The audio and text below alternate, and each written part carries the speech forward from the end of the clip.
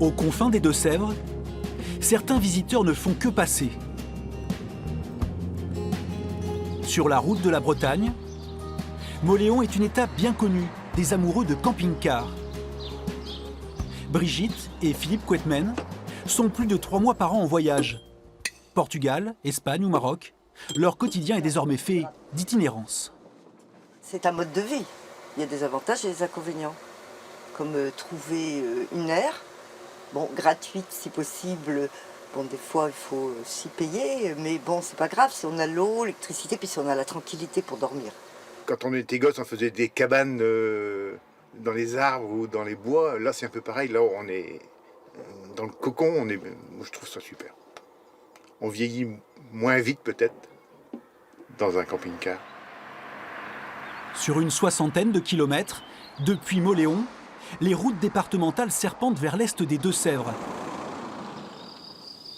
Elles traversent des paysages encore agricoles et de petits villages où subsiste parfois un établissement. À Voulementin, aux 4 saisons, avant d'accueillir les ouvriers du secteur, les matinées sont parfois réservées à la facturation mise en place.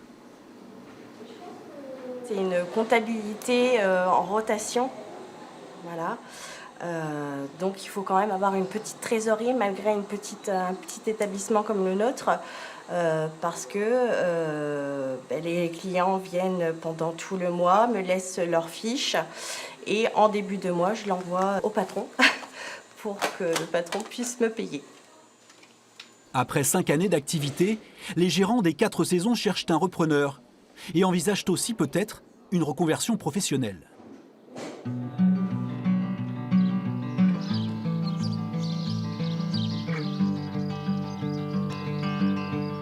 Pour tenter de pérenniser les commerces en milieu rural, les petites communes mettent parfois à disposition des locaux.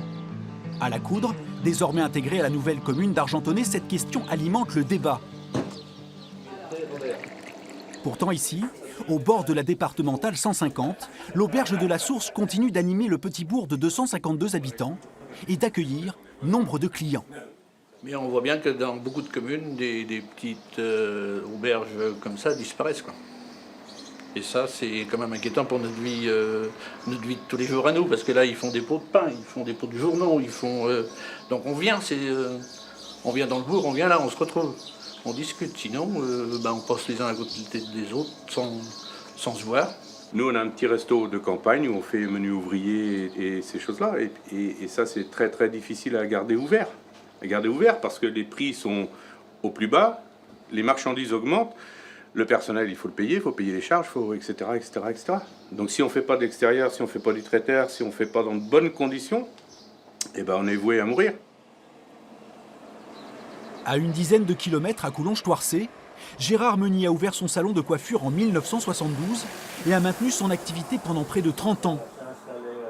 Alors qu'aujourd'hui, les enseignes ont quitté le village. Maintenant, il n'y a plus rien.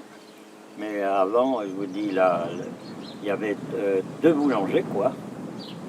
2 boulangers, et des épiceries, il y en avait 2 l'une auprès de l'autre, là, dans le bourg, à droite, avant la mairie.